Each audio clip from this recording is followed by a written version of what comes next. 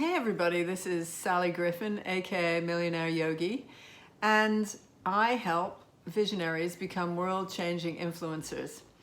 And I wanted to do a video for people who are really thinking about creating a retreat. In my experience, I've run over 60 international retreats over many years with many different topics. And I've been asked to speak recently to a group of people who are considering running retreats. So I thought this would be of use to you. I hope it strikes some chords with you. And so the first thing I would say about running a retreat is you absolutely have to love it. But what makes you stand out on all the different topics that I've run? So I've originally was taking Americans to see sacred sites in Britain and Ireland.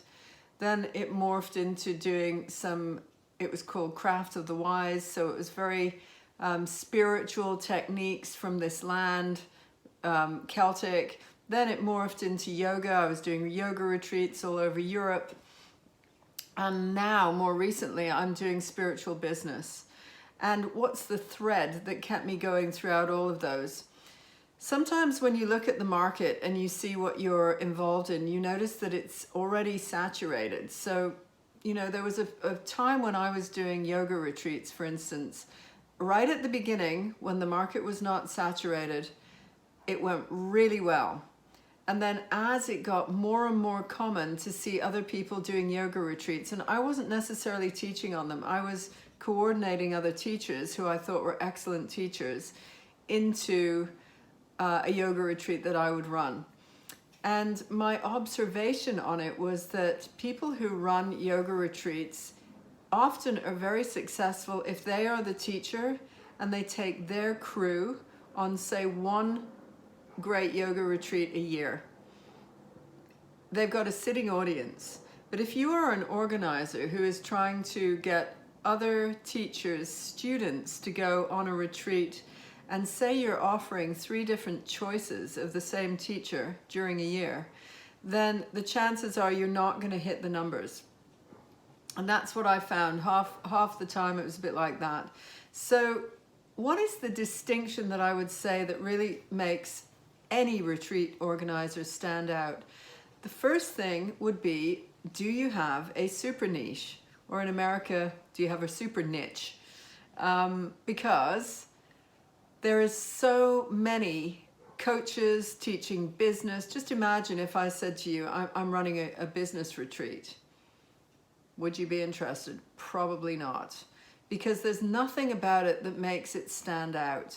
And you would think, well, who are the other business people? And you'd be able to make a comparison.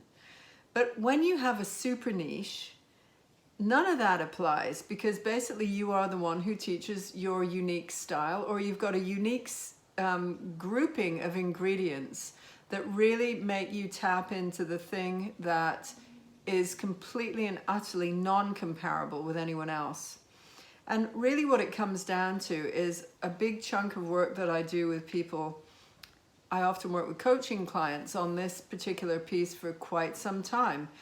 And it's the deepest level of messaging that I think exists. I've never encountered a deeper level of messaging than this. That's why I had to create it. So it's called your sacred pact to self. Sacred pact to self. And what does that mean? The first question that you need to ask yourself is, what are you doing on the planet right now?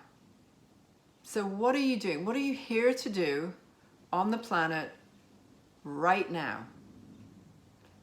Second part of the question is, what is my code of conduct as I deliver what I'm doing on the planet to people? Not only with other people, but what is my code of conduct to self in the way that I behave? And I'll give you an example. So if somebody is perpetually late or doesn't show up, and they know that's what, that's your thing, right? You just are always perpetually late. Then you need to write it into your sacred pact to self as a code of conduct that you are going to show up, right? And that's part of holding yourself accountable. And it's also telling others that this is how you're going to behave towards them. The third part of it is, who do you need to be? Who are you being to deliver what you're on the planet to do at this time? When you have those three answers, this is the thread of some of the strongest level of super niching that you can come into contact with. Firstly, I believe that you really do have a soul purpose and that you have a calling, and that if you are coming into your manifestation of your calling, if you like, this is my spiritual business side, then you will have things that are nothing to do with your business that are still part of your calling. And then if you really tapped into that and you're true to self, then what you will also have is you can start to see how your business and the threads that you have as a business, how they extend your calling out into the world, how they communicate it, what the offers are, how they could help people, planet, and animals. Then think about code of conduct. Like, what does it mean to be somebody who delivers that kind of vision? For me, I teach spiritual business, so if I wasn't both involved successfully in business and deeply connected to spirituality throughout all of my teachings, throughout my path, throughout my day even, then I would be inauthentic. And people would pick it up in a millisecond. They can just pick it up. There's so many coaches, business people, trainers out there right now that the only thing you can guarantee is your authenticity. And thirdly, who do you need to be? What is your beingness? Not what are you here to do? That's the first part of the question. What are you here to do? But the third part of the question is, who do you need to be in order to do that? And that's a really deep question, because basically somebody who wants to put on a retreat or just roll out an idea, and I'll give you a very crass example of this, but I have spoken to clients who want to run retreats, but their personality is pretty grumpy, and that they're grumpy on the outside. And you can imagine a group of people arriving in a retreat, and the first encounter they have with somebody is majorly grumpy, or as they say in America, Debbie Downer.